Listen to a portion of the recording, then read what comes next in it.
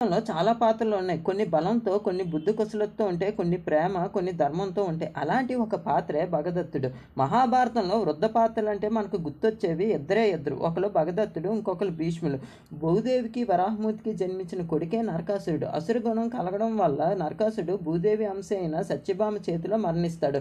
తర్వాత నరకాసురుడు మొదటి కుమారుడైన భగదత్తుడు అస్సాం ప్రాంతానికి రాజు అవుతాడు. భగదత్తుడు మహాబలశాలి. ఏనుగుల్ని నియంత్రించడంలో మహావీరుడు. కౌరవ యుద్ధంలో తన తండ్రిని చంపారన్న కోపంతో భగదత్తుడు కౌరవ సేనలో కలిసిపోతాడు. భగదత్తుడు కూడా మహారథి. ఆయనకు అన్ని విద్యలు తెలుసు. ఒక చేతితో బాణం వేస్తూ ఇంకో చేతితో ఏనుగులను తోలడంలో నిష్ణాతుడు. ఆయన దగ్గర ఉన్న ఏనుగు పేరు సుప్నిక. ఇంద్రుడి దగ్గర ఉన్న ఐరావతాన్ని పోలి ఉంటుంది. ఈయన చేసిన యుద్ధం వల్ల పాండవ సేన మొత్తం పారిపోయేది. భగదత్తుడి దెబ్బకు భీముడు సైతం మూర్చపోయాడు. భగదత్తుడు ఘటోత్కచుడిని, అర్జునుని సైతం ఎదుర్కొన్నాడు. భగదత్తుని దగ్గర వైష్ణవాస్త్రాలు ఉన్నాయి. కానీ ధర్మం ఎటువైపు ఉంటుందో అక్కడ ఎంత బలం ఉన్న నాయకుడైనా మరణిస్తాడు. అలా భగదత్తుడు అర్జునుడి చేతిలో మరణించి వీరస్వర్గాన్ని పొందుతాడు.